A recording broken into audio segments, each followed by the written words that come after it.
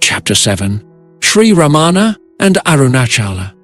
Introductory quote, "That is the holy place. Of all, Arunachala is the most sacred. It is the heart of the world. Know it to be the secret and sacred heart center of Shiva." From the Arunachala Puranam. Subchapter Arunachala, the Holy Hill. Arunachala, situated in the wide plain of southern India, is considered to be a holy hill and one of the most sacred places in India. It has been venerated for many thousands of years. From time immemorial, ascetics and saints have lived in the many caves on the eastern slope of the mountain. The Sanskrit name Arunachala means red mountain, Aruna equal to dawn, also the color crimson, Achala equal to hill, also the immovable. Figuratively, Aruna also stands for the liberated state, which is beyond the opposites. Achala stands for the immovable, for stability and silence. Arunachala is the center where all forces are in balance, a place of harmony. It is reported that Shankara said that Arunachala is Mount Meru, which, according to Indian mythology, is the axis of the world, the center of the universe, and the dwelling place of the gods. Ramana also interpreted Arunachala as Satchitananda, being consciousness bliss. Geologically, Arunachala is an isolated massif of volcanic rock in the eastern Ghats. It is older than the Himalayas, and therefore the oldest natural shrine on Earth. Although only 2,682 feet high, it dominates the landscape for miles around. Various medicinal plants grow on its slopes. During the monsoon, from July to November, violent rivers of rainwater flow down the hill, whereas from April to June everything is dry. In the past, particularly on its northern and southern slopes, Arunachala was covered in woods and inhabited by wild animals such as tigers, panthers and snakes of all kinds. But even during the time the Maharshi was living there, little remained of this original flora and fauna. The foot of the hill retained a small jungle inhabited by various rodents, lynx, jackals, snakes, and of course large numbers of monkeys. Today, Arunachala is suffering an environmental crisis, with increasing water pollution in the many water tanks, the unauthorized building of huts and houses, the noise of loudspeakers and increasing amounts of traffic. The wood has almost completely disappeared, with only a few bushes and shrubs remaining. Climate change has meant that the rainfall has decreased. As a result, a few years ago, a reforestation and environmental protection project was set in motion. Subchapter: The Mythology. In the Arunachala Puranam, which forms part of the Skanda Puranam, there are several legends about the origin of the holy mountain. The following is the most widely known. Vishnu, the preserver, and Brahma, the creator, were arguing about which of them was the greater. Their argument brought chaos on earth, so much so that the gods begged Shiva to intervene as mediator in the dispute. Consequently, Shiva manifested himself as a column of light from which his voice could be heard, saying that the one who could reach either the upper or lower end of the column would be declared the greater. Vishnu took the shape of a boar and dug himself deep inside the earth. Brahma took the shape of a swan and soared into the air to reach the upper end. When he saw the blossom of a mountain tree floating through the air, he brought it to Shiva, saying that he had found this on the summit of the column, hoping to win by deception. Vishnu, however, being unable to reach the lower end of the column, and as he recognized the highest light shining within himself, as it shines in the hearts of all creatures, lost himself in meditation. He became unconscious of his physical body and forgot himself and that he was seeking the bottom of the column of light. When he returned to Shiva, he confessed his failure and praised him with the words, "You are self-knowledge.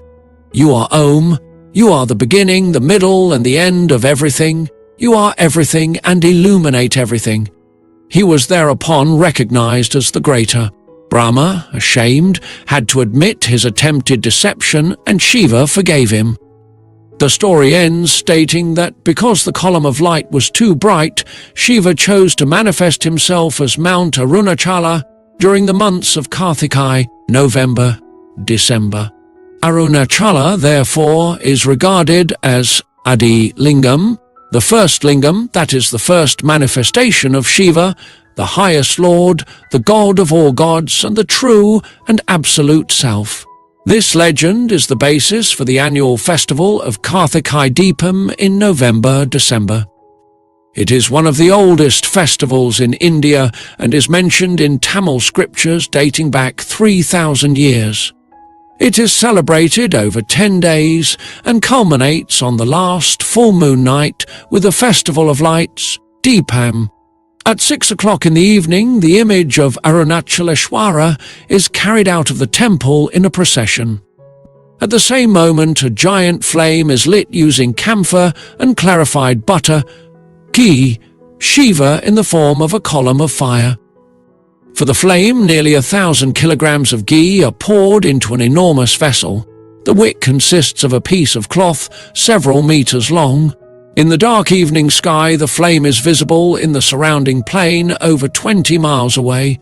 For several days, the flame is kept alive. Everyone who sees the flame on Arunachala considers it to be a manifestation of Shiva.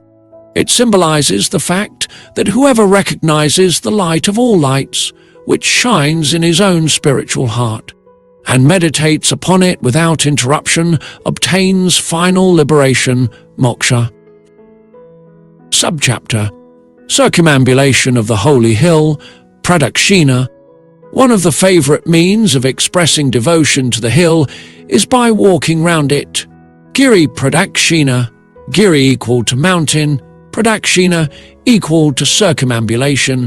The ritual circuit round an object, a person or a temple is a customary act of worship in Hinduism. As Arunachala is the manifestation of Lord Shiva himself, and therefore a holy mountain, its circuit has always been regarded as a most important spiritual exercise which sets the mind to rest, helps to attain liberation and the forgiveness of sins, and even grants worldly wishes. In the Arunachala Puranam, there are several instructions for carrying out the circumambulation on foot, which is recommended to all pilgrims. The traditional circuit is approximately 8 miles long and leads clockwise round the hill. Milestones, some of them 700 years old, mark the way. Part of the path passes through the town of Tiruvannamalai, and on the way one comes across numerous water tanks, tirthams, lingams, shrines and temples such as the Adi Annamalai temple, the shrine of Manikavasaga and the Durga temple. The Arunachaleshwara temple, Ishanyamut, and the ashram of Seshadri Swami are also on the path. There is also a shorter inner circuit of about 6 miles. According to tradition, the pilgrim moves barefoot and as slowly as a pregnant queen would walk. He or she walks in silence or sings pious songs or recites a mantra. Some days are more popular for Pradakshina, and on these days devotees flock to Arunachala in great numbers. Deepam, the night during Karthika when the sacred flame is lit on the top of the hill, is the most popular. Thousands go round the hill that night. Full moon nights are also popular for Pradakshina.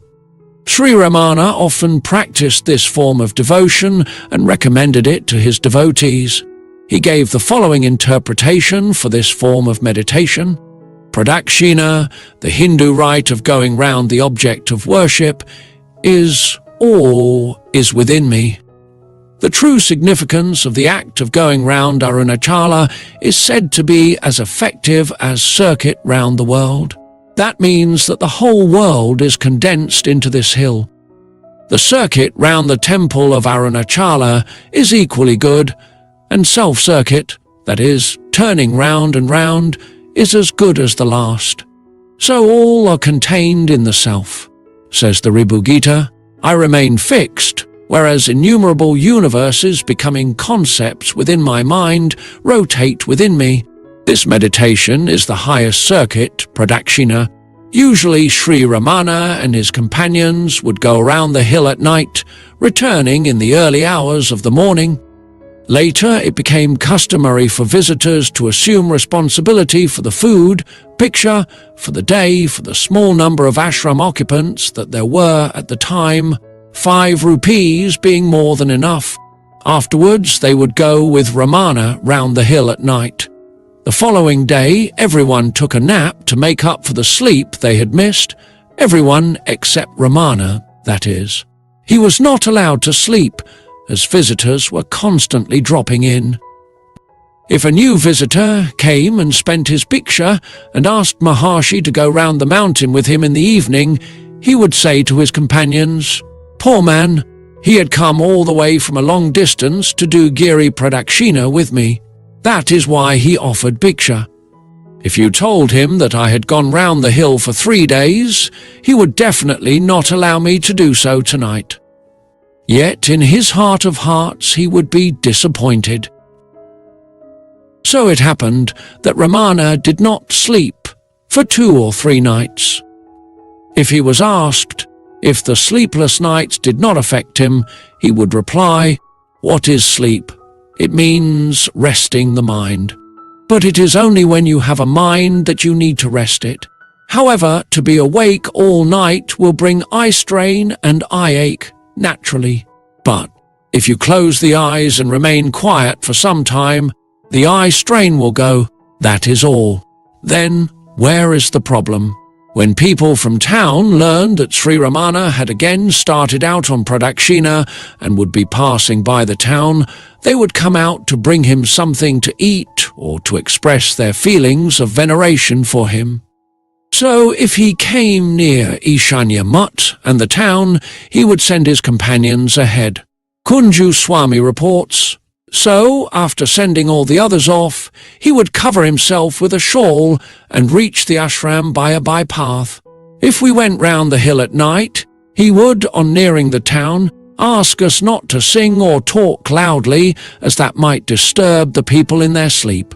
In 1926, Ramana suddenly stopped going round the hill, although he continued with his regular walks. The cause was a dispute between his younger brother, Nagasundaram, who had by now come to live with Ramana, and Narayana Rao, one of the ashram occupants. Narayana Rao had to stay behind to deal with the kitchen work, while all the others went around the hill, which was not to his liking. When Ramana heard about the argument, he said, "There is a controversy because I go round the hill. You please go round the hill without me." He said these words calmly but firmly. After this incident, he never again went round the hill. Another reason why Ramana gave up the circumambulation of the hill may also be the fact that the number of visitors had increased enormously. He wanted to be available to all who came to him, and he could not accept that newcomers should be forced to wait for his return. He was always keen to avoid troubling or disappointing people, so he now restricted himself to his simple walks. Sri Ramana encouraged everyone to do pradakshina, even people who did not believe in the effectiveness of this long walk. He once said to his devotee Devaraja Mudalya, "For everybody it is good to make circuit of the hill. It does not even matter whether one has faith in this pradakshina or not, just as fire will burn all who touch it, whether they believe it will or not. So the hill will do good to all those who go round it. Go round the hill once, you will see that it will attract you." Subchapter: Sri Ramana's relationship with Arunachala. All his life Sri Ramana referred to the spiritual effect of the mountain. Once, when he was asked why he had left his home and come to Arunachala, he answered that he had been drawn there by Arunachala itself. The force could not be denied. Arunachala is within and not without. The self is Arunachala. Another time, when he was asked about the nature of Arunachala, he answered, "For the human eye, it is only a form of earth and stone, but its real form is Jyoti, divine light." There are innumerable other examples which could be quoted, in particular his 5 hymns in praise of Arunachala. But there is one thing that cannot be denied: if Ramana can be said to be emotionally attached to anything, it was to Arunachala. Sri Ramana also often stated that the mountain is inhabited by supernatural beings, siddhas, who live on the hill in various forms, even as animals, and who at times come into contact with human beings. It is also reported that Ramana had several visions concerning Arunachala. This may seem strange, as in general he accorded no significance to visions. Nevertheless, he did have them, and spoke of them occasionally. As Major Chadwick writes, Bhagavan would sometimes tell us that he had seen inside the hill a great city with large buildings and streets. It was all very mysterious. There he had seen a big company of sadhus chanting the Vedas. Most of the regular devotees were among the company, he said, and he saw me there. "But that's only a vision," someone remarked. "All this is only a vision too," he would reply, meaning our world. That is just as real as this. In the end, Sri Ramana's relationship with Arunachala is something which only can be hinted at, but not grasped. His verses to Arunachala, whilst being spiritual love poems of enormous emotional depth, are also teachings of great wisdom. They are some of the most valuable scriptures which he left. At the hour of his death, on 14th of April 1950, devotees sang verses from his poem to Arunachala, Akshara Manamalai, the marital garland of letters. When he heard the singing, tears welled up in his eyes. He died at 8:47 p.m., and at that precise moment a bright shooting star, visible for miles around and seen by hundreds of people, moved slowly towards Arunachala. Whatever meaning is attached to this event, one thing is certain: Sri Ramana was, and still is, united with Arunachala, the hill of the divine light, which for him was nothing other than the self. The mystery of this hill is the mystery of the self. Thank you for listening. Please subscribe to Biography Central channel and share with your friends. This will help us reach more viewers.